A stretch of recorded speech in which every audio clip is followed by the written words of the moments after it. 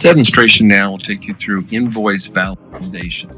This is something that a lot of companies use because they want the system to help guide them to make sure that the purchase order totals versus the invoice totals are alike or similar within whatever tolerance you want. Plus, they also can put the three-way matching in there for the product receipt. So let's go over to accounts payable parameters. And over here, we have invoice validation. And first thing I'm going to do is collapse all just so we can take a look at the different fast tabs here. First of all, on invoice validation, we have this set to, yes, we're going to use invoice matching validation. That's just a global on or off.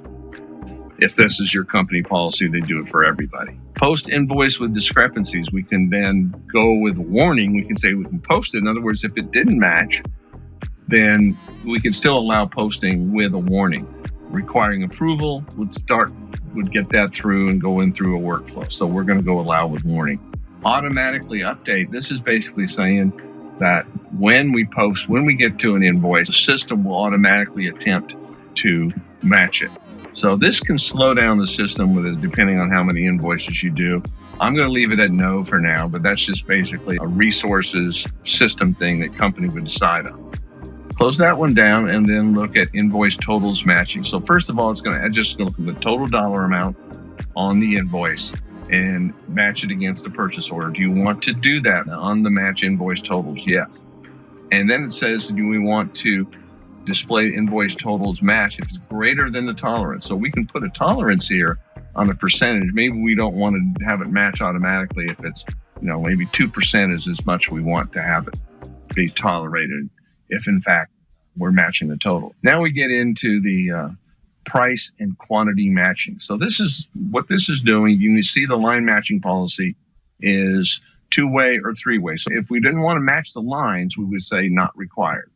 We could still allow for some overrides in here, and then we could still match totals based on whatever amount or a percentage. But the whole point of this is to have some kind of validation. So two-way matching, we'll look at the unit price of the purchase order and the quantity on the purchase order versus the unit price on the invoice versus the quantity on the invoice.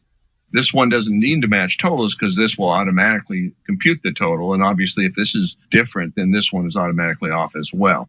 So it doesn't matter what you set here. It's going to be the same thing. So that's two-way matching. If you want to have a match, if it's greater than the tolerance, in other words, are they charging you more for something, then you want to be notified. If, in fact, you say greater than or less than, in other words, do you want to be notified if they're charging you less? Depending on your company policy, you can be notified if they invoice you for less as well. On the match price totals, we can go for a percentage and then put in this one 2% tolerance and something like that, and then display this thing as greater than the tolerance. And if we have three-way matching, again, we're matching all three, including the product receipt, which will not have a price on it, unless quantity versus the purchase order quantity and the invoice quantity, as well as, depending on what we're doing here on the totals. The percentage, or you can do it based on a percentage and an amount. We will allow 2% or $50 or $20 or whatever you might want.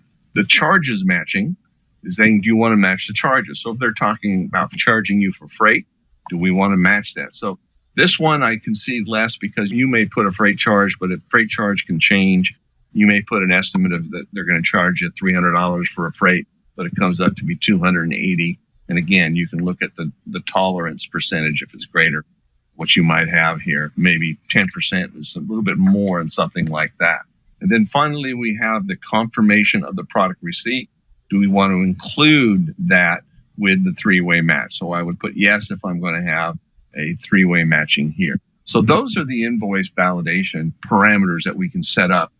These are a good way for a company to watch and control the invoices that are coming in that are matching to their purchase orders.